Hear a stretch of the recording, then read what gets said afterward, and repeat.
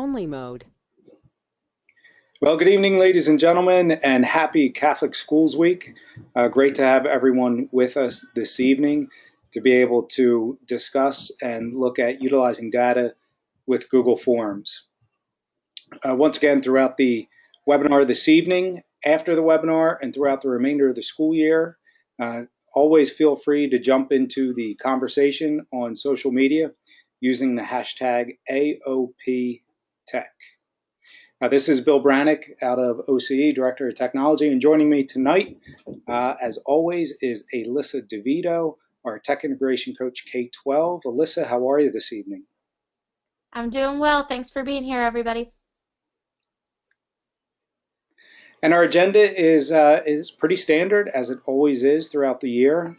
Just a moment, we are going to start with a prayer.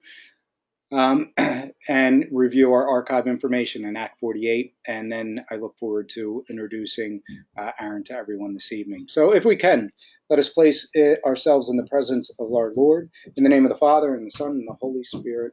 Amen. Hear us, Lord, Holy Father, Almighty and eternal God, and graciously send your holy angel from heaven to watch over, to cherish, to protect, to abide with, and to defend all who dwell in this house. And we ask this through Christ our Lord. Amen. St. John Newman, pray for us. In the name of the Father, and the Son, and the Holy Spirit. Amen. As a reminder, our webinars are archived on our YouTube channel, which you can find by searching for AOP Tech when you go to YouTube. During the webinar, you will have opportunities to be able to ask questions both privately and publicly. You can ask questions down in your questions window, and myself and Alyssa will be monitoring the questions window to try to get back to you with any pertinent answers that you may be looking for. As well, there are going to be designated question and answer periods where you will have the opportunity to be able to ask a question publicly. During that time, you can raise your hand, which is located on your control panel over off to the left-hand side, the little floating pane that comes out. And if you look down at the bottom of that floating pane, there is a little icon to raise your hand. So you raise your hand, I will acknowledge you by name. I'll come over and I'll give you the microphone. At that point, you'll have the opportunity to ask Aaron a question about Google Forms tonight. Those questions that you ask publicly are going to be recorded and archived on the YouTube channel. So without further ado, it is a great pleasure. We have had Aaron with us throughout this year as a co-host, and I'm thrilled to be able to have him this evening as our featured presenter. Mr. Aaron Heintz joined us this year in the Archdiocese as our technology integration coach pre-K to 12, joining Alyssa. Aaron primarily covers Philadelphia South, Delaware County, and Chester County. Most recently, Aaron did a great job obtaining his level 1 and level 2 as a Google certified educator. And prior to joining the Arch, Aaron has had experience in the classroom, both at Chichester School District and also in Council Rock. And Aaron was nominated by his colleagues in 2015 as a Keystone Technology Innovator. And as always, follow Aaron on Twitter. He is a great follow and posts a lot of wonderful resources. So Aaron, how are you this evening? I'm doing really well, thank you. Excellent. And Aaron, I am going to flip the presentation over to you now. So you should be getting it. Excellent. So good evening, everybody. Thank you for joining us here tonight. It's truly an honor and a privilege to meet with you guys and hopefully share some helpful information. So today, my agenda, I'm going to start off by talking about what is Google Forms. After that, I'm going to go into how Google Forms can be used in your classroom, specifically some of the examples on how I used it personally. After I talk about that, I'm going to go and actually take you through a walkthrough of Google Forms, talking about the different settings and the different features. Finally, we're going to discuss quizzes, which is one of the newest features to Google Forms, and is in fact due to Google hearing feedback from teachers. So it's a really nice system, the fact that they're constantly listening and innovating based on teacher usage. And then lastly, I'm going to briefly touch on some advanced user tips these are some things that once you get comfortable with the Google Forms platform to move into.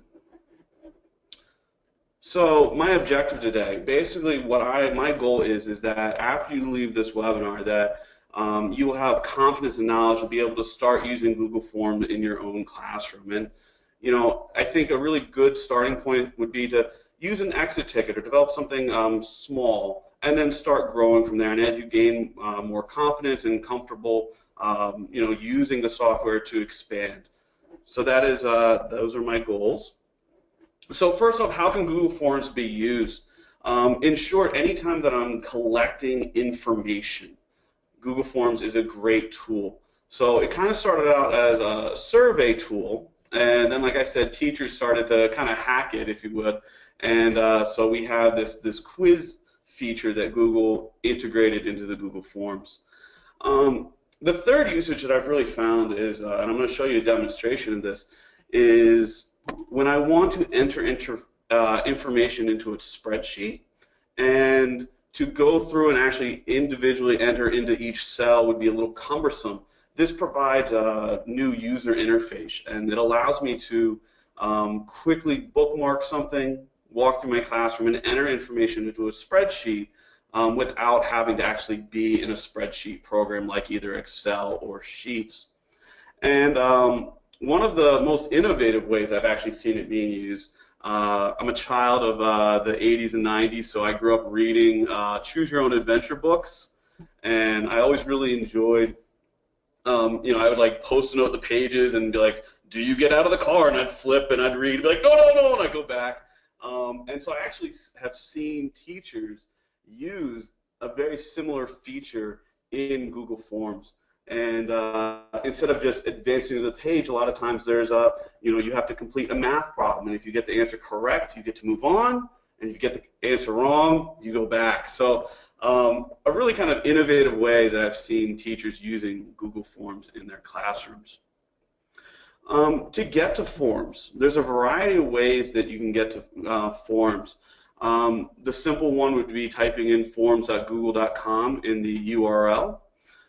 If you add a /create, and this is true for any Google application, whether it's docs.google.com or sheets.google.com or slides.google.com, and when you add create, it's going to take you directly to a blank document. The third way would be to go to the waffle, scroll down, hit more, keep scrolling, click on the little purple Forms icon, or you can access it through Drive by clicking on the New, then More, and then Forms button. All of them are fine. I'm actually, now normally I would do the second one here, the forms.google.com/create, but today I want to start off by showing you Forms Home. So if I type forms.google.com, it's going to take me to the Forms home screen. Now down below I can see previous forms that I've used, but what I want to highlight here is the template gallery, because I always love the pre-made templates. Anything that can save me time as a teacher is something that is very helpful. So when you go to the template gallery and if you click on General, you will see that they have pre-populated an exit ticket, an assessment, worksheets, a course evaluation, and then as you scroll down, there's some other helpful ones. I mean, whether it's a party invite or an RSVP, but I actually particularly like the T-shirt sign up. I know that when I was in high school, I ran FBLA, I was part of the debate team, and so we were always getting shirts or collecting money or candy sales, and Form is a great way to keep that information, and so they actually have a T-shirt one pre-made. And then they also have some further ones. So I know that a lot of schools, in terms of their IT department, actually will use Forms for work requests. If you need, your projector bulb is burned out, you can use a Google form and it actually will send directly to the individual responsible for that. So a really great tool. So now what I want to do is I'm actually going to jump into just a blank form right off to start. And looking across the top, the first thing I'm going to do is I'm just going to title this for us. So this will be AOP Tech Forms. And when I click up here, that title is going to go right onto the top corner, which is a really nice feature. Now, my screen might appear a little different than the one you may look at, specifically this button right here. I have several add-ons, and add-ons are Google's way of kind of customizing a lot of their platforms. This is something that I'm going to come back to at the end of the presentation when I get to kind of the advanced or power users tip. So moving from left to right, the first tool is just a simple color palette, and you can choose different colors. Oh, sorry about that. Additionally, in the bottom right-hand corner, you have a plethora of pre-made Google backgrounds. Some are fun. You can choose one specifically for education, or if you're a coach, you could certainly choose some. You also have the ability to upload your own pictures as well. Next to the color palette icon, we have the little eyeball icon. Now, this is universal across a lot of Google's platforms as a preview. And I really recommend, as you are building your form, that you do click on the preview button. When I click on the preview button, it'll actually open up, and this would be what right now, if I were to send this form out, granted there's nothing in it, this is what people would see. So it's always helpful just to kind of check on that preview icon. One quick note, so I just X'd out of this tab to return to my Google form. You also can click on the little pencil. That will take you back to the editing screen as well. Next to the eyeball, we have the little cogwheel, and this is a universal Google symbol for settings. So I want to walk you through some of the settings menu because there's some really great features in here. So when I click on the settings menu, the first one up top here, we have the ability to collect email addresses. Now, later in my presentation, I'm going to focus on the quizzes element of this, and this is something that if I'm giving a quiz, I will enable this. Now, normally one of my first questions in any survey that I'm going to do, unless it's an anonymous survey, which can be very helpful in terms of feedback, I usually will ask students to write in their name. By collecting their email address, if they've logged into your school domain, by capturing that, it kind of keeps them a little honest. So if you were giving a quiz and you were concerned about, well, what if someone were to sign in and say that they're Johnny and take the quiz for Johnny when they're really not, by collecting their email address, you have that ability to say, well, wait a second, you were signed under this name and you wrote this name. So I like to click this box, especially when I'm giving quizzes. Now, one of the ways that I use Google Surveys, or Google Forms, excuse me, is on back to school night. On back to school night, my first year I had like the long piece of paper, and then after a really wonderful back to school night, I had a torturous time sitting there trying to read the parents' handwriting and be like, is that a 0, is that an O, is that an S or a 5? And I stopped doing that. And so really what I would do is I would have, from then on, when they walked into my room, I actually had a bank of devices, and I started off with iPads, and I moved to laptops, and eventually Chromebooks, and I have 4 or 5 Chromebooks set up.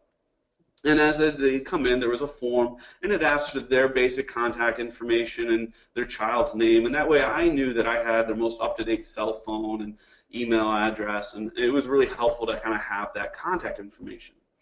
Now, if you're going to be sending a form to anyone outside of your domain, you want to make sure that you uncheck this box. And I'm certainly guilty of this. I created a form, I sent it out, and all of a sudden I got these people email and say, hey, I can't get to it, why not? 9 times out of 10 it's because I did not open this up to outside users. Now, if you're doing a quiz and you only want to quiz, obviously, your students in your classroom, then this is one more added way to kind of make sure that it's those students who are taking the quiz, no one else. Below this one, we have an option to limit to 1 response. Now, sometimes I actually encourage multiple responses. So, for example, when I had that back to school sign up, what I wanted it to do is I had the Chromebook set up in the kiosk mode. So it would automatically return to the original form, and people could start taking the evaluation. And so I would actually uncheck that. Now, if I'm doing a quiz, obviously I only want students to take the quiz one time, so I would make sure to limit to one response.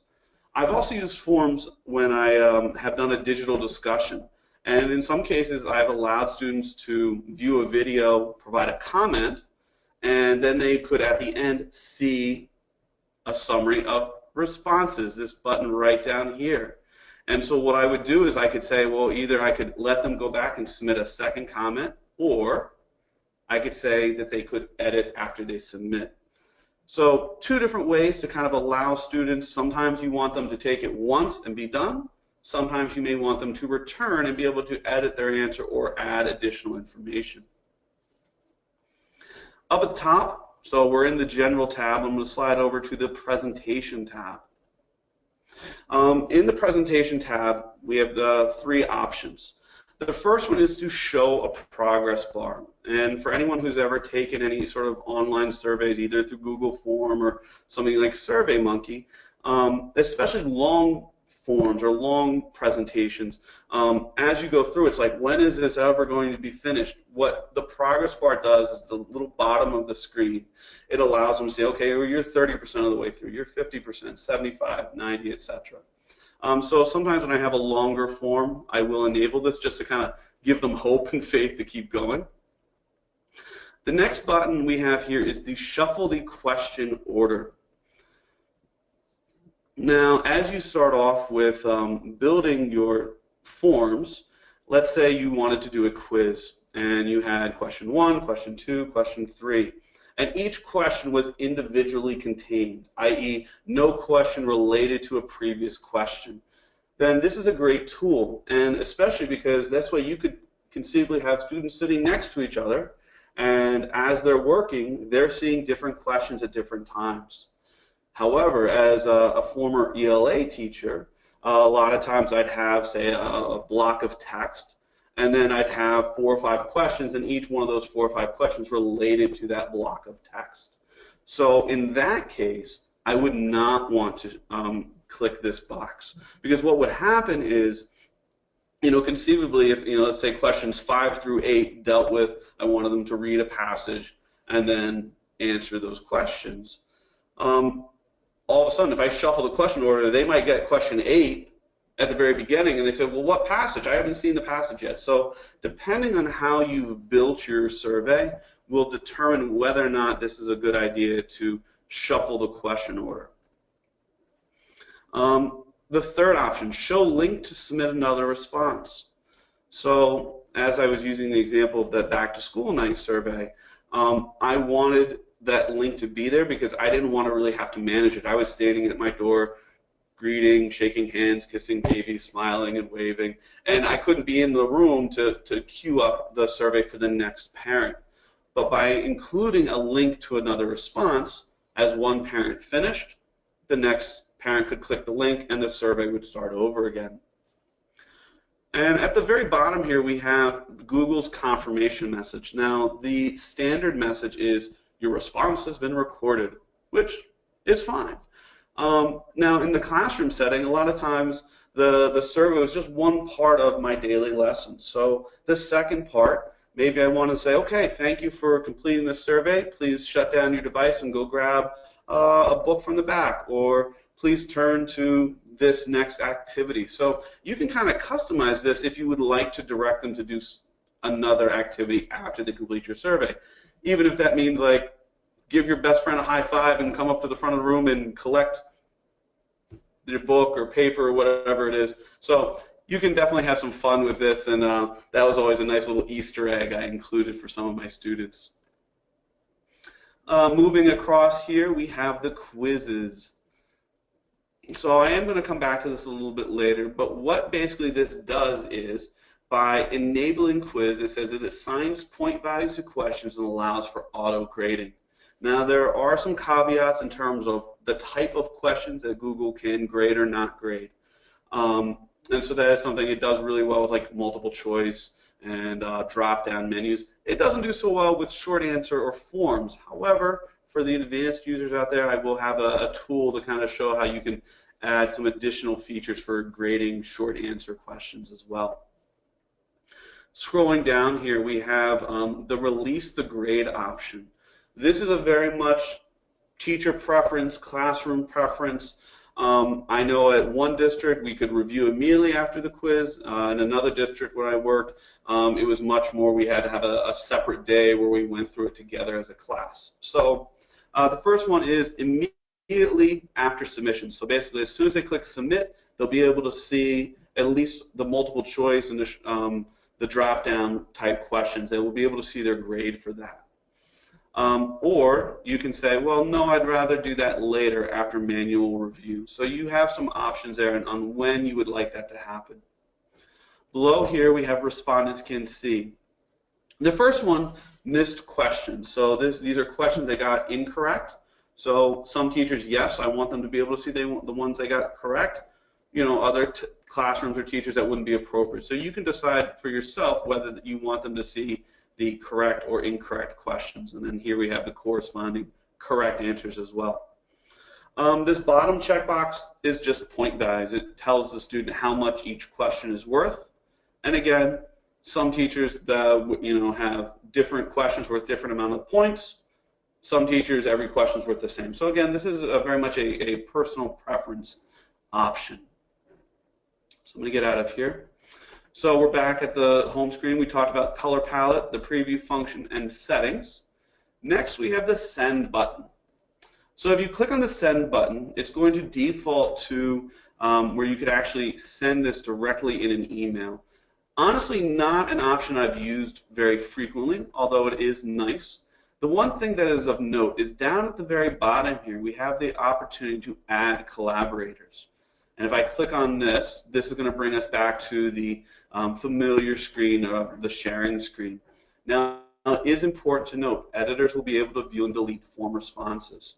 And I'm going to talk about a little bit later how you can control that. So let's say you had a co-teacher or you wanted to, this was something that your administrator asked you to do and share. You could certainly add them in here and provide them permissions. Notice the only option is can edit. It's not like other Google applications where you have the can view, can change, or can edit. It's strictly can edit. And so this would be, they would be able to see the questions, change questions, and see the responses. So I'm going to come back to this a little bit later because maybe you don't want them to see the form, you just want to share the responses. So I will touch on that a little bit later. Back here, I'm going to go back to the send button. So next to the email button, we have the hyperlink tool. And it provides a very long link. And this is if you were to build a quiz or a form and then utilizing Google Classroom, what you would do is you would copy this link and drop it into Google Classroom and send that out to your students. Now, they do have a built-in shortener here. You can actually get this even shorter if you were to take this and drop it into the Google URL link shortener. It actually cuts it down to right about probably 10 to 12 characters.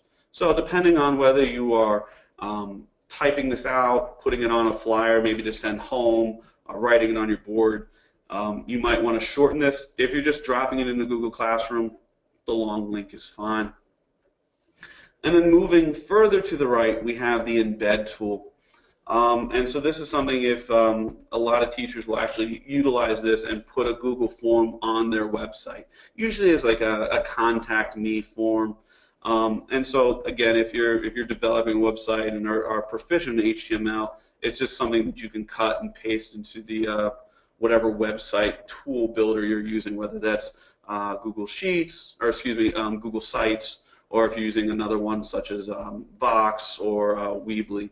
You could embed a Google form directly into your page. So we've discussed the send option. Moving to the right, we have the three little snowmen. And anytime in Google, if you see three little dots or three horizontal lines, that's Google's universal code for there's a menu here. So if you go ahead and click on this, we have some options in terms of undo, make a copy, which is a really great tool, especially if you're creating, let's say, a quiz for multiple classes. You can utilize the make a copy feature. It also allows you to differentiate between, let's say you had some high achieving students and some students with IEPs or 504s.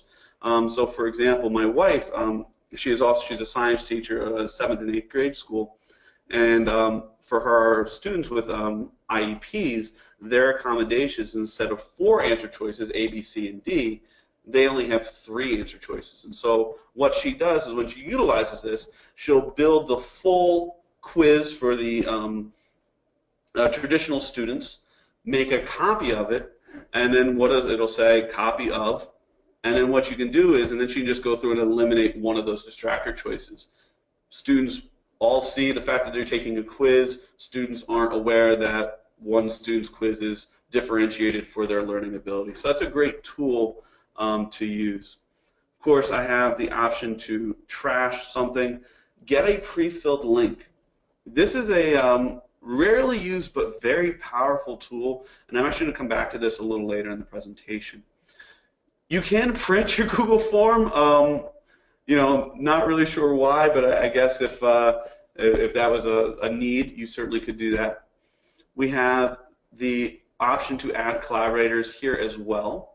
I think that's something that's really wonderful about Google. They provide multiple pathways to get to the same information. So you don't have to remember, oh, I have to go to the send button.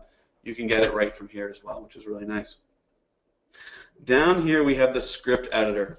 And I will be perfectly honest with you, despite my technology prowess, I have never played with the script editor. Basically, the script editor allows you to kind of create, using Java, your own tools and kind of add-ons. For those of you who are attended last month's webinar with Gene Carboni, he mentioned a lady named Alice Keeler, who's kind of just a rock star in the Google world. She has created a lot of her own personal tools, and she's done that using the scripts editor. The last option we have in this menu is the add-ons menu. And the add-ons menu, again, something I'm going to return to at the end, not for, and this is really, this presentation is focused on that beginner, just starting out teacher. Once you get comfortable, once you feel very confident in your abilities with Google Forms, I do challenge you to explore some of the add-ons, and I'll highlight some of the ones at the end of this presentation that I am using. And when you go to the add-ons link, all of a sudden this little button here will show up. So that's why on your screen, if you've never used the add-ons in Google Forms, you probably don't see this little puzzle piece icon, but I do it on my screen. So again, these are some things we're going to come back to. Down in the bottom right-hand corner, and in almost every Google product, you'll see this little gray question mark down here, and this is where Google heard about all these teachers that were like, we want a quiz feature, and they actually went down here. If you have nothing to do on a Saturday night, Google will give you a tour, and you can walk through the tour. Of course, you could also rewatch this webinar on the AOP Tech YouTube channel. So back to our, I just want to return quickly to our walkthrough here. We talked about the top menu bar, we talked about the send, and we talked about the 3 dots. And what I want to do is I want to show you one feature and talk about this idea of branching. So in our form here, and let's see here. Here we go. So we talked about all the tools up top here. And now, and if you're in a Google form right now, you'll see on the right-hand side we have a toolbar. And the first one I'm going to actually start, I'm going to start at the very bottom here. And it's a little square with a line through it, and it's called the Add a Section. And when I click this, you'll notice that when it pops up, it asks me where it would like to go. So after this first section, what should you do? Should I continue on to the next section? Or I could submit the form. And so this is where we can get into, and this is, I'd say, an intermediate Google form kind of technique, is when it comes to branching. And, you know, especially if you're only doing, let's say, 10 questions, I think that would be fine to have in one page. Now, for some of teachers who build more advanced quizzes, say there's 30 questions. Now, if you have 30 questions on a page, it's a lot of scrolling for the students. And a lot of times, especially I know when I was designing my assessments, I didn't really want them to see maybe questions 20 through 30 until they had kind of completed the first part of that survey. And so you have some control over that. And so by breaking your survey into basically different pages, page 1, page 2, page 3, let's say, for example, on that first page, I wanted them to watch a video, and then maybe there are 3 questions, and I wanted them to respond based on that video. And then I wanted them to move on to another page, and maybe there was a reading passage. I wanted them to read it and then respond to that. So by using pages, you can kind of chunk the form into smaller, more manageable bits. And really what I've found is when you have a form that's super long, kids tend to get overwhelmed. They can, they'll shut down sometimes. The only downside to this, from my feedback, from what I've heard from some teachers, is it's good to kind of maybe tell the students that, hey, once you answer those questions, move on. You can't go backwards. And so that is something that, if you have students that really need to go back and forth, maybe this wouldn't be a good idea for you. But I'd say as long as you kind of give your kids a heads up that, hey, once you finish those questions and move on to the next page, you're moving forward.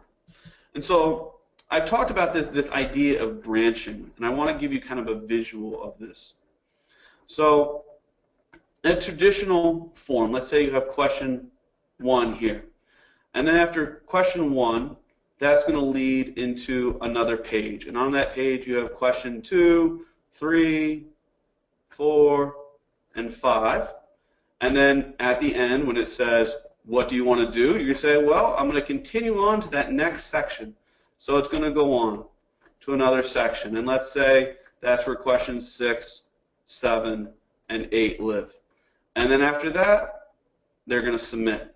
So that's kind of the traditional standard form or survey quiz style, where it's proceeding in a straightforward manner.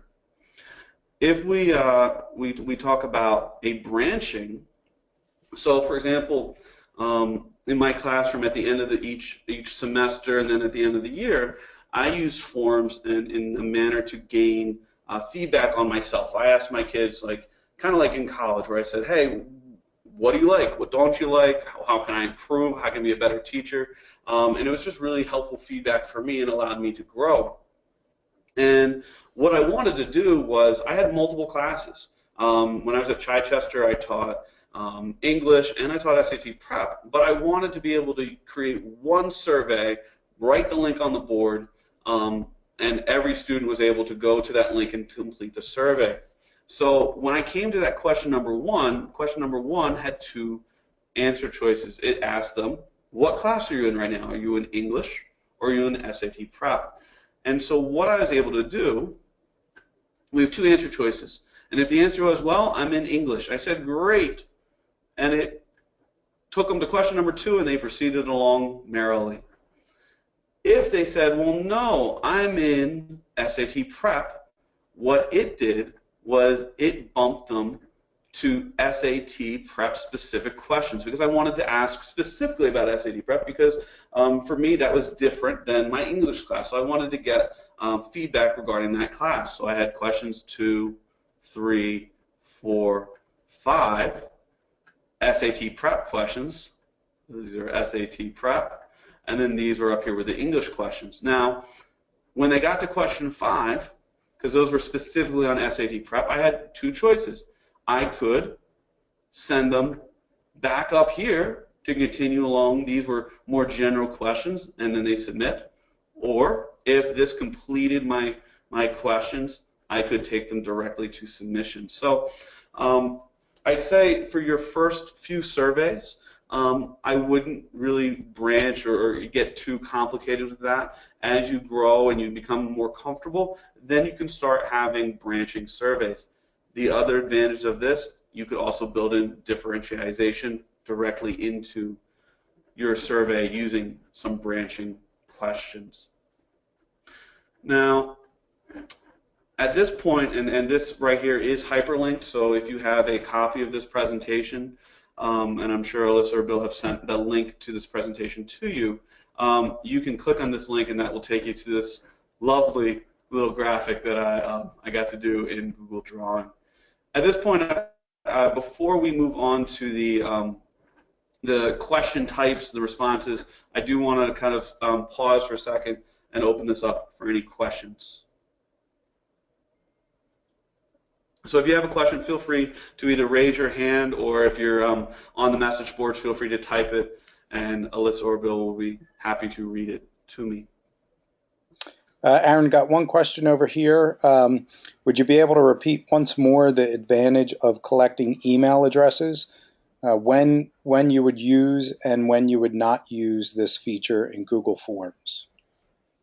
Great question. Thank you. So, to collect the email addresses, this was in the settings menu up top, and it's in the general tab. The collecting email addresses, if you do check this, you do have an option to send response receipts. And so this is something that if you were creating a survey and you wanted to make sure that after they completed the survey that they got something back saying thank you for your response, this is one method of doing it. I do not normally collect the email addresses in a typical, if I'm just doing a general, say their t-shirt sizes, it's for a club. I do check this box when I'm giving a quiz. And the reason is it'll capture their Google login. And so that way I know that, because my first question for most surveys is, what is your name? And that helps me when I'm looking at the results. I know, okay, well, Sally, this is her quiz, here are her answers. If by collecting their email address, I can look at the little email address in the results, and I can see that, yes, indeed, that email address does belong to Sally. And this just prevents, say, a student from taking a quiz and in that name field saying, well, you know, my name's Aaron, but I'm really taking this from my friend Tony over here, so I'm going to type in my name is Tony. So it just kind of gives you a little added protection to make sure you know that who took that quiz is who they say they are. Thank you for that question. Are there any other questions? If anybody has a question that they would like to raise their hand with now, and you certainly have the opportunity to be able to ask Aaron, or you can pop any other questions into the window now as well. And again, Alyssa and I will be monitoring the question window as we go through the webinar, and be more than happy to answer any questions as we go along. So Aaron, at this point, it looks like you're pretty good to go. You've done a nice job explaining everything thus far. Keep on moving. Cool. Well, thank you. So we're going to move on to number 4 here, question types.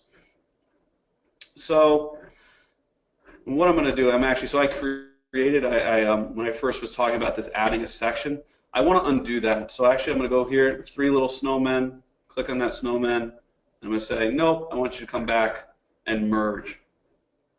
So let's get that menu tool. Let me see if I can. So we have a little menu tool here. There we go. And so I'll work from the bottom up. So we talked about the add a section. This is where we got into that branching conversation. The next tool up, we have an ability to add a video. And so because, of course, YouTube is a Google product, it integrates natively with YouTube. So let's say, for example, you would love some cat videos. You can search directly through here to find the funniest cat videos you've ever seen. Again, I love throwing in little Easter eggs into things sometimes. The nice thing about this is when you add a video this way, first of all, a couple things. One, I don't have to go to YouTube, find the video, hit another screen, come back. I think a lot of Google's advancements lately has been really about focusing to keep you in one tab, which is really great. Now, if I have gone and I've already done that work, I found the video on YouTube, I can just drop the URL right in here as well. And that's sometimes one of the nice features on YouTube is you can choose when to start that video, whether you start it at minute 2 or minute 3. So you could add that custom URL right in here, and that would work as well. A couple things about adding in the YouTube videos. When you add a YouTube video into a Google form, it locks them out of full screen mode. So as long as the video, it's going to give them kind of that standard smaller size YouTube screen. That's what they're going to see the video in. So if the video where they really need to be in full screen to be able to like see the details of it, I would actually recommend including a link and having them kind of pop over and watch a YouTube video in a separate tab and then return to your quiz. A real popular feature, and a feature that I've actually submitted to Google that I really want, you'll notice the fact that the URL, it was the YouTube URL. So it doesn't work if it's a VMNO video or if it's a Drive video, and that's something that has been a little frustrating for me, that I had some videos that were saved on my Google Drive, and in order to integrate them into a quiz, I had basically two options. I could paste the hyperlink to the video, and then as students got to that section of the video, they could click on the link, it would open in a new tab, and they could see the video. Or what Google really wants you to do is they would really like you to upload that video to YouTube and then put the link here. And so, I mean, certainly you could do that. You could do it on like an unlisted or a private channel if it was something that you really didn't want publicly out there. You could certainly do that. Personally, that extra step of having to then upload my videos was a little cumbersome for me. So hopefully, maybe if enough people send that feedback that to include Google Drive videos in this, perhaps that will be a feature added in the near future. Moving up, we have an option to add images, and this is our standard Google Uploader screen. You can click on here and drag and drop any images that you have already in your hard drive. You can drag them over and drop them here. You could take a snapshot, and while I think the students might love seeing like my smiling face in the middle of their quiz, you could also use this if you wanted to take a picture of, say, if you're doing a cell diagram, you were holding a model of a cell and pointing to a part, or if you had perhaps like a textbook and you wanted to take a picture of a specific page, or I know in ELA I would have like a little reading passage. If you have an image online that you found, you can drop the URL here. Of course, we also have, you're obviously the smiling face, there it is. Of course, Google Drive. So this is kind of the standard image uploader. The one feature that I was talking to, I did a PD earlier today, if a teacher has, say, Google Photos already on their phone, it's a great way to take a picture of something and grab it instantly without having to go through the process of uploading it. And I'll talk a little bit more about, there's some other areas to add images within Google Forms. The next one moving up, we have, it looks like two T's. This is a title. So let's say you wanted to do that branching, or wanted to do where you had separate pages. And I talked about maybe a quiz where the first part I had a video and I wanted them to answer the questions, and then the next page I had a reading passage and I wanted them to answer questions. So if you wanted to, you could add in this title page. I actually use this as more directions. So if I want to add in some specific directions, I can use the title page feature to add in maybe something like, hey, please make sure you watch the video before answering the question, something like that. So now that we've talked about the menu on the side here, now what I want to do is I'm going to talk about the different question types. And for us today, because what I'm going to do is I'm going to flip back and forth so that you can see a preview of what it's going to look like. I'm just going to write test question here. Oh, wait, here's a really cool thing. Let's say I am doing that t-shirt sizes. I can say what size t-shirt, and check this out. This is the coolest thing. I don't know if you guys can see it, but Google reads my question and figures out, hey, these are common responses. If I type in, do you agree? I get the yes, no, maybe. and it automatically does that for me. It's so cool. I love it. So for right now, I'm just going to do sample test question here. And notice I have the little photo icon right here. So maybe my test question is in the form of a picture. You could add that, certainly. Now, it does default to multiple choice. I actually am going to start with short answer. So short answer, and then I'm going to flip over here to preview. So sample test, whatever my question is here, probably, what is your name is always usually my first one. And it provides them a small text field to write in. But let's say I wanted an email address. Back to school, and I'm collecting that information from the parents, and I want to make sure that they type in a real email address, none of this fake email address stuff. There's a tool down here in the very bottom. We have the 3 little dots for data validation, and this is very cool. You can tell I get excited about this stuff. So I have some drop downs. So under number, if I click that and I say, well, this is it's a text, and I want to make sure it's an email address. And what's going to happen if I preview this? If I put something, it forces me to make it look like an email address, which is kind of cool.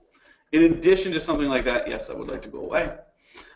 In addition to something like that, you have maybe you want it to be a URL. Maybe you want it to contain a certain word or phrase. So sometimes when I'm working with elementary, I could say, well, make it, their answer has to contain, say, the color red, and red has to be part of the answer. So I can make sure that it contains that in there. And then you can even say in the custom error text, you can say like, well, what color do you see, or something like that. So you could really kind of guide them, give them hints if you wanted to.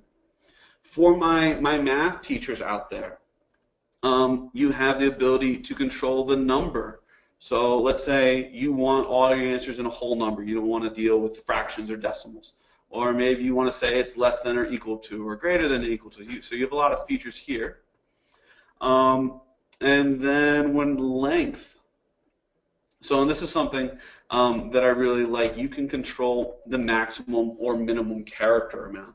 So, I want, let's say, an answer between 150 characters and 300. I don't want, just one word, nor do I want the Great American Novel. I want kind of, the just right option. So you can control that, and let's say I say, well, the minimum, it has to be, 45 characters long, and then I can say, hey, please add more. So that way, if I start typing, they know that until they get all the way to 40 characters, there we go. It finally went away, and now they can move on to the next step of the survey. So it actually will lock them and prevent them from moving on until that data validation is satisfied. In addition to that, regular expression, I really haven't used this one a lot, but you can, it does contain, doesn't contain matches. So that's a nice tool as well. So that's down here in the data validation tool. Also down here is the required slider. And if you're giving a quiz, I really do recommend making the questions required because it forces them to answer it and prevents them from moving on. Now, sometimes when let's say I'm giving a feedback survey, in fact, you guys are going to take one at the end of this webinar, some of the questions are required. For example, the email address one will be required because I want to make sure I get your email address, and I'll explain why. But then there's some other sections where it asks like your thoughts and opinions, or there's a section for any additional comments. Well, some people might not have any comments. Don't tell me to grow hair. I've heard that one a lot. So for some questions, if I want to make sure that they answer them, I can click this little button and make it required. And so if it's a quiz, I definitely want to make sure that this is checked. If it's a feedback form, some questions I may make required, some I may make optional. So we've talked about Oh, and of course we have the trash can and then the duplicate features as well. So we talked about the short answer. The paragraph, it does the same thing, it just gives them a longer text field. So the short answer one was stopped about here, the longer one provides them with a longer space. Moving down, we have the multiple choice option. And you'll notice the fact that we have several options here. So I could say, this was, maybe it's, what's your favorite color? And the first one's blue, and the next one is red, and the next one is green.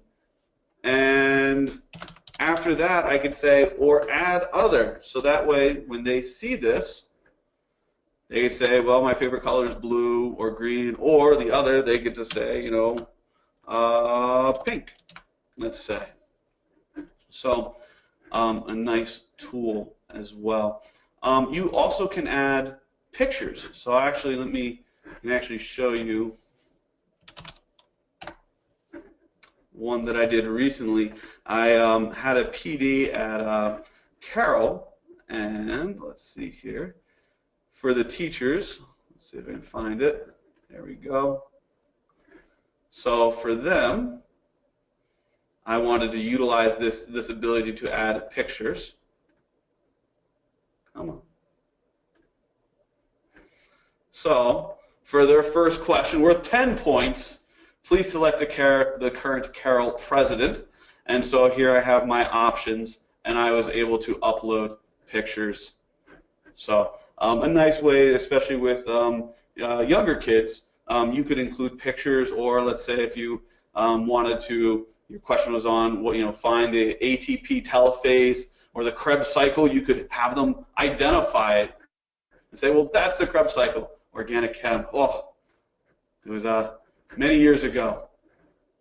So moving on, we talked about the multiple choice questions. Underneath multiple choice, a very similar option are checkboxes. Now, checkboxes also have data validation. And so I can say, well, I want to make sure that they pick at least 2 answers, let's say. So now, if I only check one, it says, please select 2 options. I can say, well, I like blue and green. So you can, with checkboxes, they're not limited to one response, which is nice. I also have an option, and I had this back when we talked about multiple choice as well, to shuffle the option order.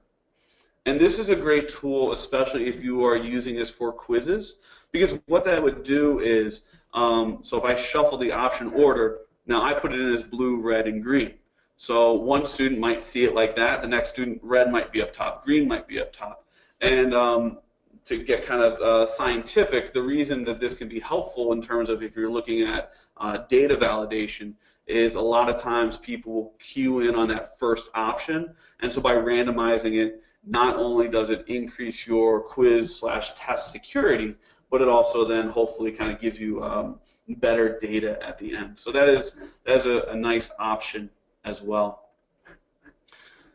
Underneath checkboxes, we move to drop-down menu. I like using the drop-down menu, and I'll show you what that looks like, when I have a lot of options and I don't want to have, let's say I had 14 colors listed. Well, if I had 14 colors in a multiple choice, my form would go on for quite some time, whereas here I can just say one or the other.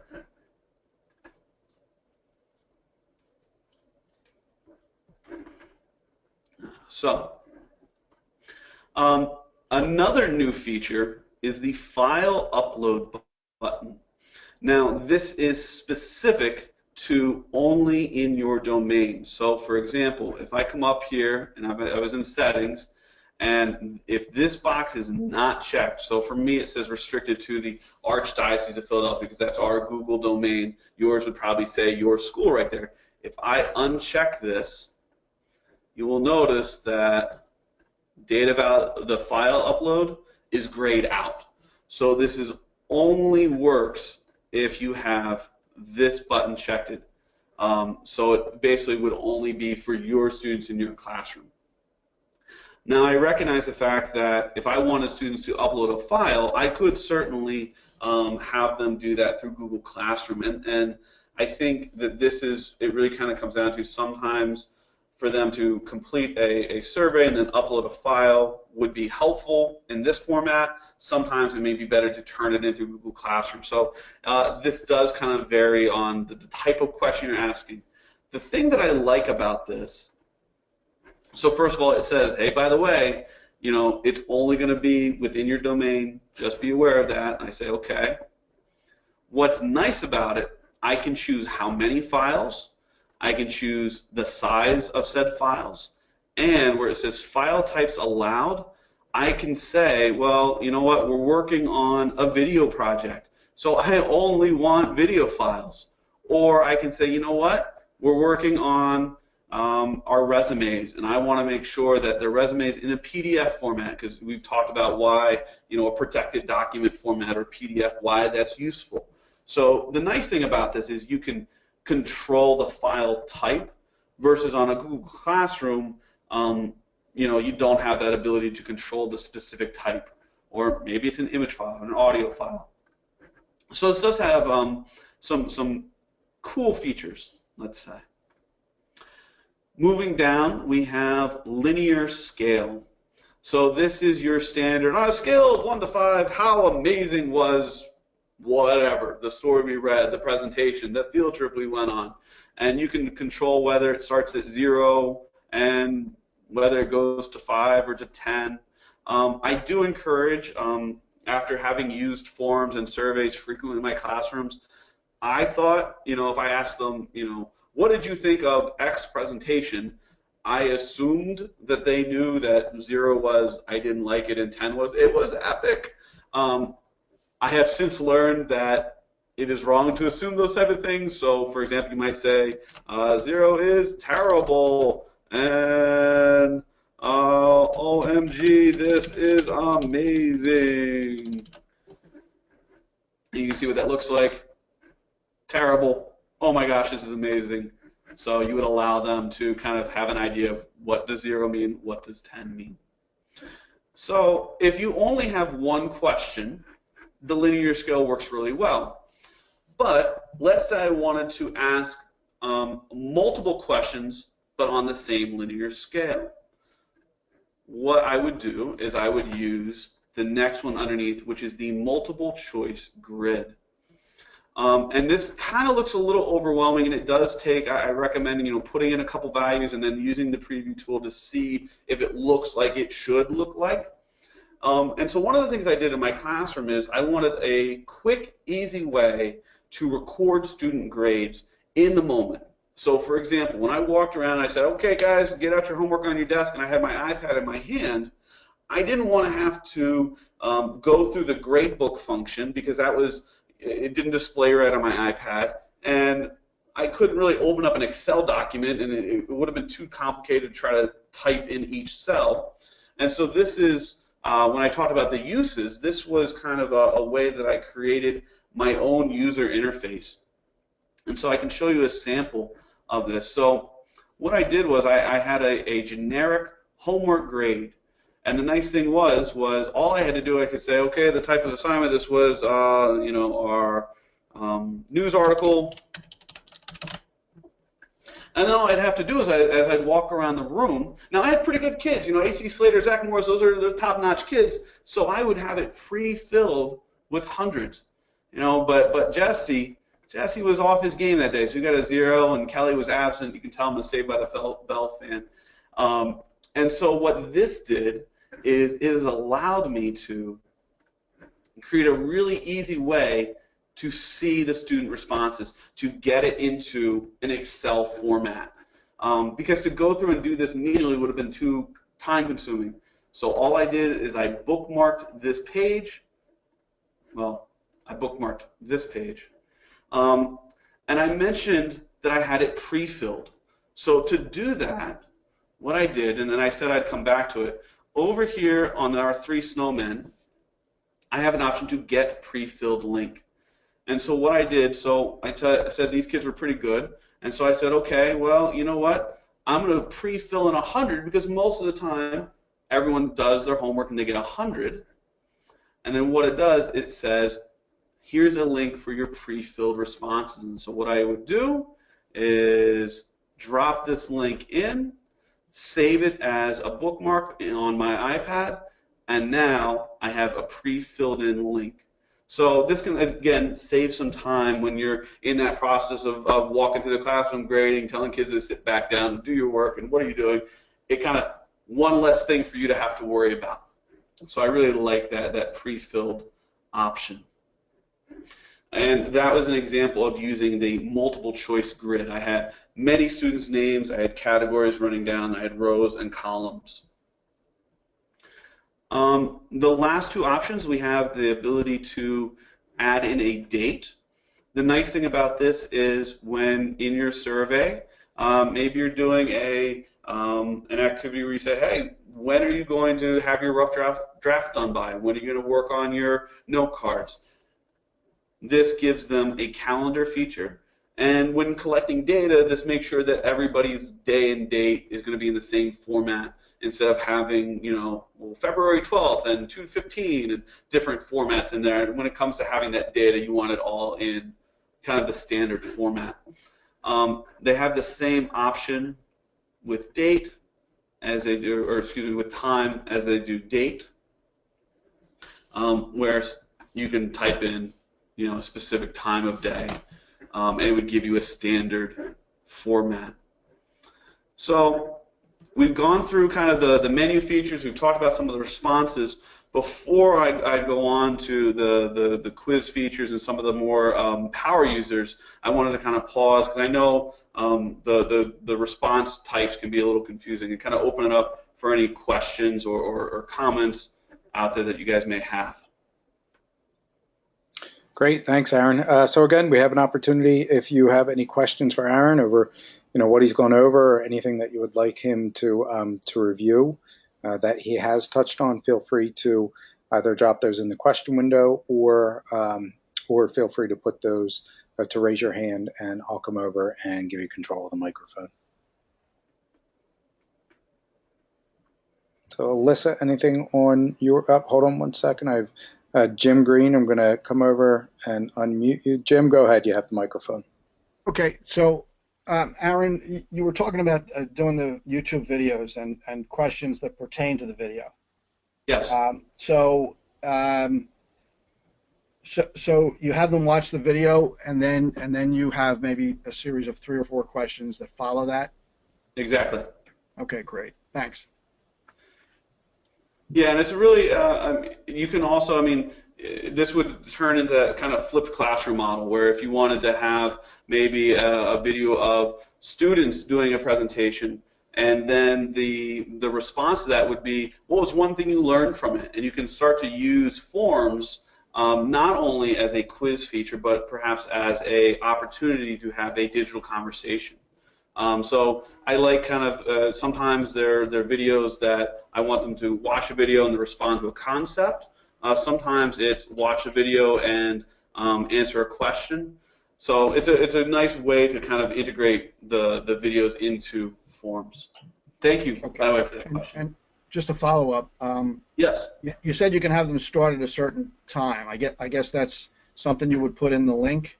Or do you just tell them start this at 2 minutes? Or let's see here. So all right. So I'm a big Doug DeMuro fan.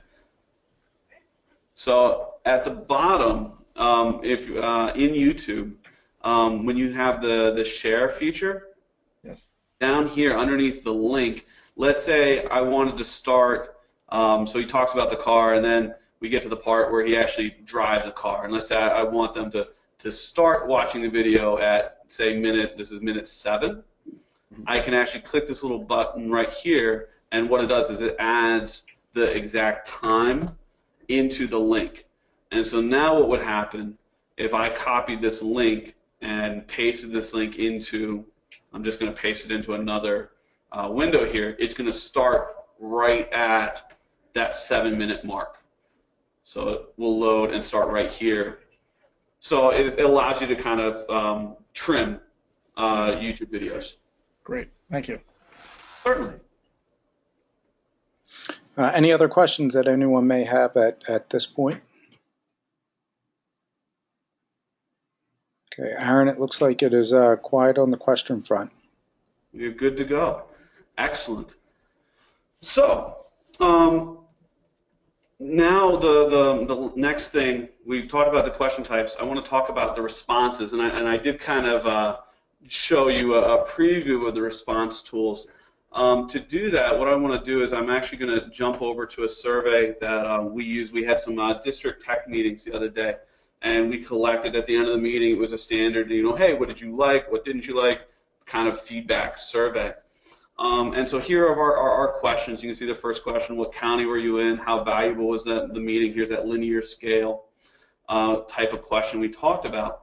So when I'm in my my main display here, right next to where it says questions, I have the response tab. Now, for this first question, he said, what county are you in? And so based on that question, Google automatically figured that a pie chart would be the best way to show that information. Now, when I was over here and I was in the settings menu, and we're in the general settings, and down here, this little box, see summary chart and text responses. So this is after someone takes your survey, can they see the summary? And if I have checked this box, what they're going to see is this screen right here.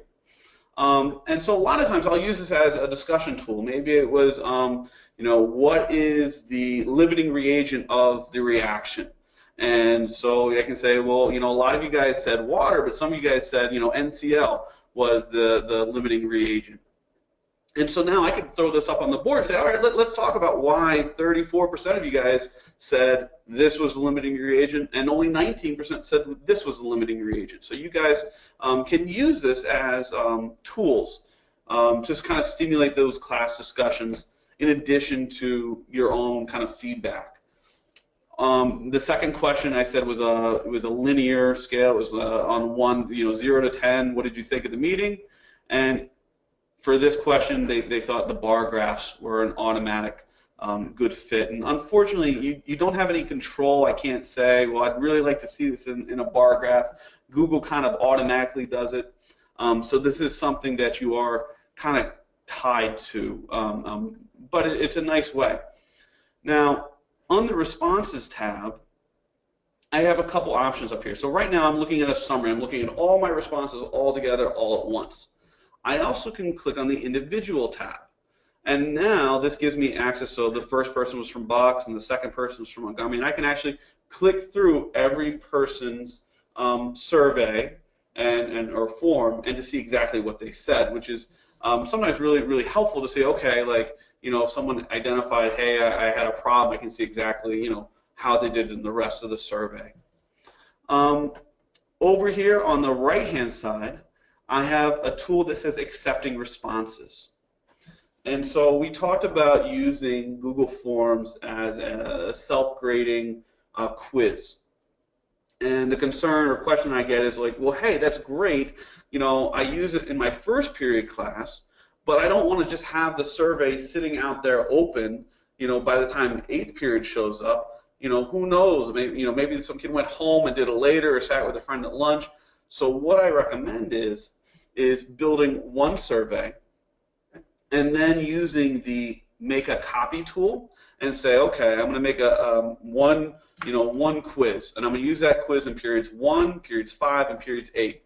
So I'm going to build that quiz, and maybe, I know period 5 is a little slower, just coming out of lunch and then they're still in a food coma. So maybe, I adjust those numbers for those kids, or maybe I have some IEPs in there, so I customize that.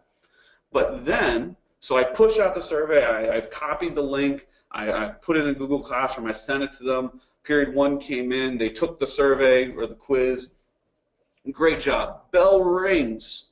I want to make sure that no one else is going to be taking this quiz. I want to make sure that when they walk out of the room, they can't go talk to their friend and fill in the rest of the responses. And so what I would do is that when that bell rings, I turn this little button right here, not accepting responses.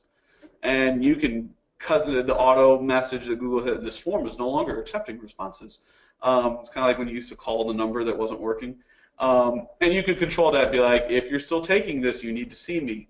So you could customize this to target your specific students if you wanted to address them directly. But this is a great tool that at the end of the class period, you turn off the survey so that way you can control the time and the environment which that survey is taken.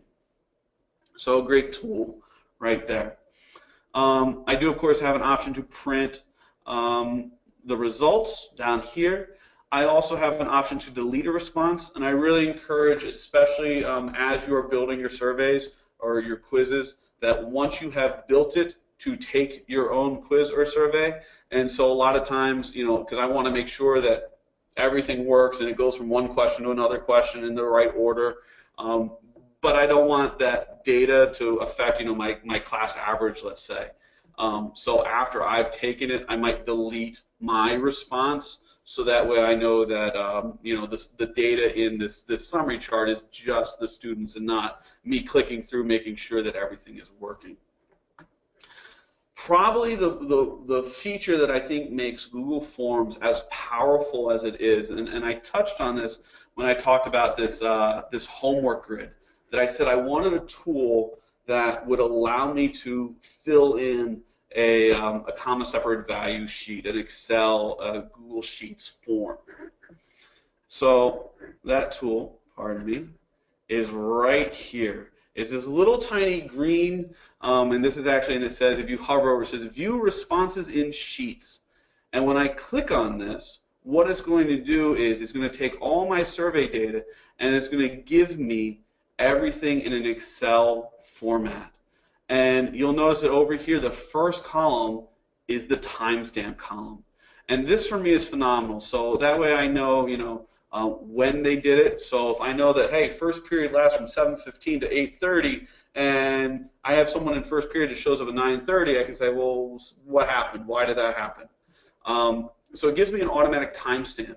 When I use this for the homework, I know exactly each day. I noticed that in my homework, I didn't have a date. I didn't say, well, what day is today? Because I know that as soon as I input it, it's going to timestamp that information for me. If I had collected their email addresses, the second column here would be their email addresses. So I could say, oh yes, you know, Sarah Smith, and you know, normally my first question is, what's your first name? Oh, Sarah Smith, Sarah Smith. Cool, we're good on that. But now that I have my information in an Excel sheet, you know, now I have all the power of using Google Sheets. Whether that's sorting, averages, VLOOKUP, pivot tables, charts, graphs, galore, I have a lot more control and manipulation of that data. So whether that's you know, vocab quizzes or homework, I could run a report and say, hey, how many times has Screech missed his homework? Because you know, he's got a lot of zeros. And I can say, oh, he's missed it, you know, 13 times. So the fact that I have that control to say, excuse me, I can look at all the data together, I can look at individual data, or if I want, I can open it up into a sheet, and now I have all the tools and abilities to sort, function, you know, that you have in spreadsheets. And I think this is really what makes the Google Forms so phenomenal. So I want to jump back to my PowerPoint here. I actually had the questions earlier, but certainly if you have a question, feel free to throw up a hand. I do want to move on to number 7, the quiz answer key. I've been talking about quizzes a lot. I've mentioned a little bit, but I want to address it specifically. So a couple things about the quizzes. Some recommendations. I definitely recommend you collect the email addresses. It makes sure that the person taking the survey is who they say they are. I check the box where I limit it to just one response. I don't allow them to submit another response. I don't want them taking the quiz multiple times. We talked about that shuffling order to make sure that, if you just have a straight vocab quiz where let's say every question is independent, feel free to shuffle. If you have those pages where read this, answer the questions, look at this, answer the questions, you want to be careful about that. In the settings menu, you're going to enable quizzes. This tells Google that, hey, this is a quiz, I want you to grade it. I definitely want to make sure that all the questions are required, because I don't want a student to just not answer a question. I mean, maybe you do. Maybe you do want, if a student leaves it blank, they didn't answer, and that's fine.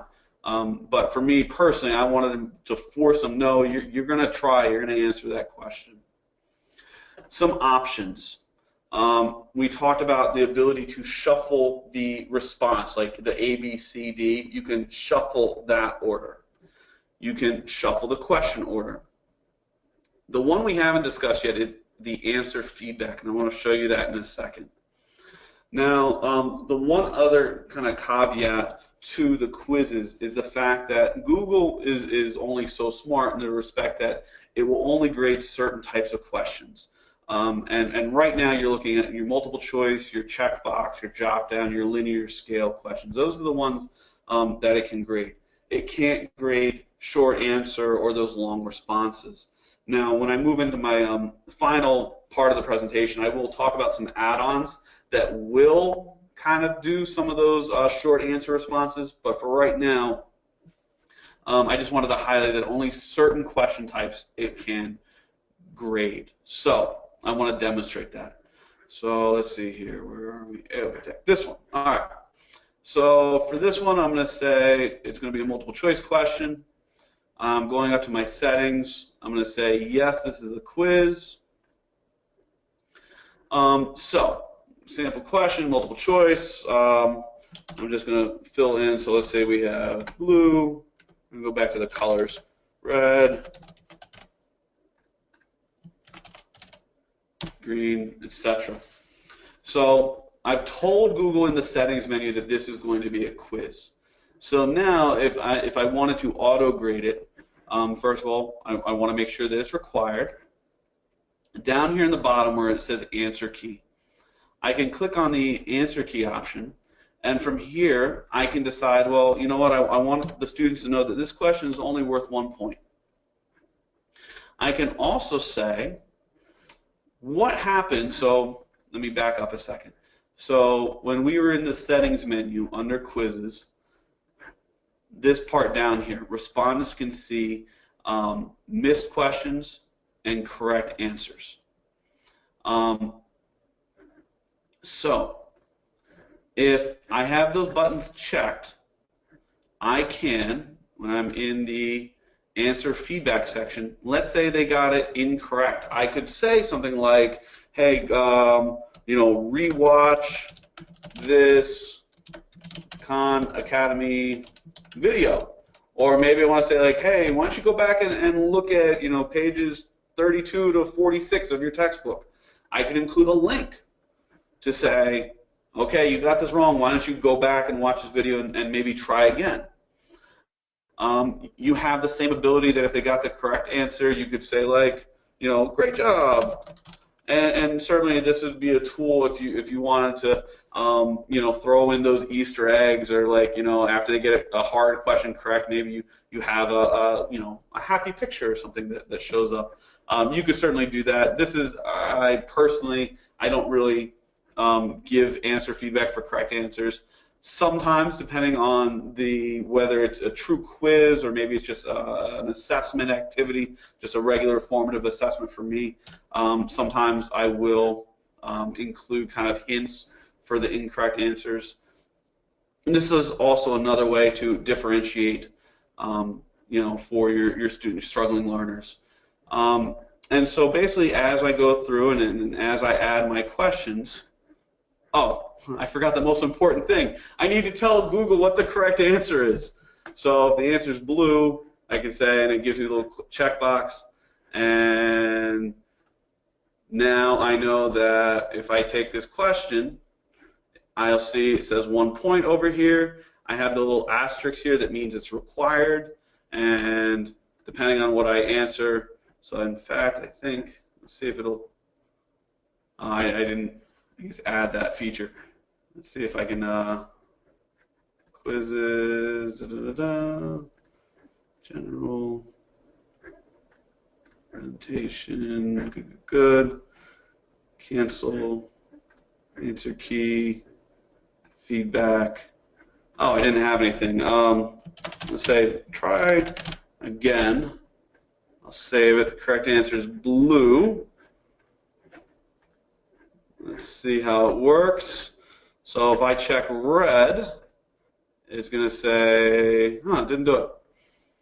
I have to play around with, oh, there we go. So sample question, I got it incorrect. It shows the correct answer. Feedback here, try again. So you do have some additional features. Honestly, most of the time for teachers, I would just go through, identify the correct answer, and move on. Now you do have an option that you can select more than one correct answer. So if I say that either red or blue is correct, I can select that. And this holds true for whether I'm doing multiple choice. If I'm doing a checkbox, I can choose multiple answers as correct answers. So, we talked a little bit about quizzes. Next thing I want to talk about, some of the once you have grown accustomed, you've done a couple forms, you've used them for maybe some exit tickets or some intro tickets, admit tickets. Now you're comfortable. Now you can start adding on some add-ons. So the first one that I like is called Flubaroo. And what Flubaroo will do is Flubaroo will grade those short answer questions for you. So if I type in what is the capital of Pennsylvania and they type in Pittsburgh, it'll say nope, that's wrong. Harrisburg is correct. To do that, what you're going to do is in your Google form, you've gone to the add-ons, and sorry, I went too fast. I clicked on the snowman. I went down here to add-ons, and from here we have a wide variety of add-ons, and basically anything with a green check means that I've already used it. But there's a whole bunch of really some very powerful ones on here. Flubaroo is one of those add-ons. Let's see where it is. Once you have added it, this icon will show up, and then it will live up here. And what it will do is it allows you to automatically grade basically those short answer questions for you. Spelling will count though, so that's something to keep in mind. Another add-on that I really like for my math teachers out there, GMath. This is another one that kind of Google heard that people were kind of doing a workaround with it, and they added it directly into Google Forms. Basically what it does is it provides a syntax so you can write these nice looking equations directly into your Google form. So that's a really nice one. Choice Eliminator.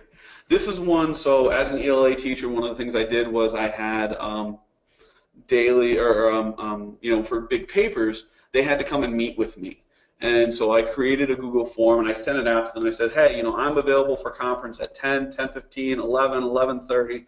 And what Choice Eliminator does, and works really well if you want to do like parent-teacher conferences or student conferences, is once that first student, let's say they went in there and took that 10 o'clock slot, the second student who goes on and takes a survey, well, that 10 o'clock slot's not available anymore. Only, let's say, the 10, 15, 11:30 slots are remaining. So this is a great tool to use. The next one underneath here is called Form Recycler. And this is similar, so if anyone has ever used Google Slides, and I'm building a slide presentation and I want to go and I want to grab a slide from another presentation. Google Slides has that ability natively. Forms doesn't. So Form Recycler, what it does is, and I can actually, I'll show you kind of how it works. So I click on, where is it? GMath, Form Publisher. Actually, I don't think I've added that one. It basically will bring up the other forms that I have and will allow me to grab questions. So if I wanted to, I've started a library of forms, I could use that tool to grab questions from other forms. The last one, and this is one that you guys are actually going to get to experience tonight, is something called Form Publisher. Form Publisher is awesome. Basically what it does is after someone has completed a form, it takes the data and it basically takes, and on the back end what it's doing is really a mail merge. And so I can take the information from a Google form such as name and email. Remember I said that email is a required question. So the reason it is because at the end of the day, I'm going to give you guys a link and ask for your feedback. So I believe in getting feedback and growing as an educator. And so I asked for your email address because what's going to happen is after you take my my feedback survey and you tell me what you liked and what you didn't like, you're going to get a beautiful certificate of completion suitable for framing or display in a public place. And I'm using Form Publisher to do it. So you're going to type in your name, your email address, and what Form Publisher is going to do is going to take that, it's going to link with a template that I've made, and it's going to automatically email you out a filled out template. So for certification, or if you there's tons of uses, but it's a really cool tool that I like. Again, these are kind of advanced. Once you get comfortable, Form Publisher is a great tool. Down here on the bottom of my slide, I have two links. The first one here, the Pinterest button, is a hyperlink, and this goes directly to the AOP Tech Pinterest page. We had 60 followers. Maybe we can hit 65. It's like the NPR pledge drive right now. So go ahead and follow us on Pinterest because we have a lot of great tools. And a lot of the stuff I got from my presentation today, I got from Pinterest. Pinterest is a phenomenal resource. If you're not on Pinterest, I have to say, when I first heard about it, that was really like, come on, that's where my wife gets like her recipes from. Like, I don't need to be on there. It's unbelievable the amount of resources. And so what I did, in this link right here, if you go ahead and click on it, this is just all these different pins for Google Forms. And there's a lot of Shake Up Learning is amazing. Alice Keeler, she created, we talked about that scripts. She created a script to generate a random winner using Google Forms. It's very cool. I haven't had a chance to play with it yet, but I read her article, and it's really exciting what she did with it. So I pinned that there for you guys if you want to use random winners in your classroom.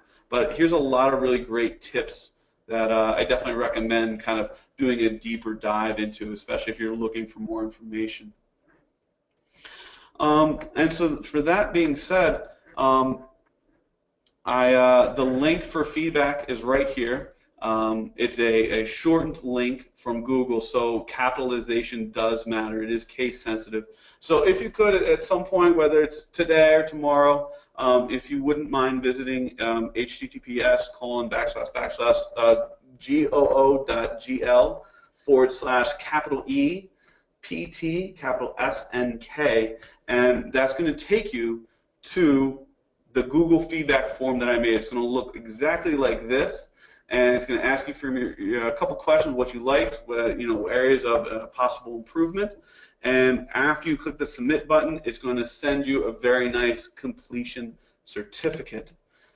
So, with that being said, I'm certainly happy to open up for any final questions or comments if you may have before we close. Well, Aaron, great, thank you. That was certainly a lot there, and great use of the example, especially with that last piece. It's a nice way to be able to not only get feedback, but show some appreciation to the attendees. So I see that there is a question coming into the window, just saying thanks, Aaron, from Jim. If there are any questions, feel free to raise your hand now. Or again, throw them into the questions window, and we can see what answers Aaron has for us. And while we do that, I just want to say, Aaron, thanks for your work tonight and your preparation. I know Google Forms is one of my favorite tools in the whole G Suite.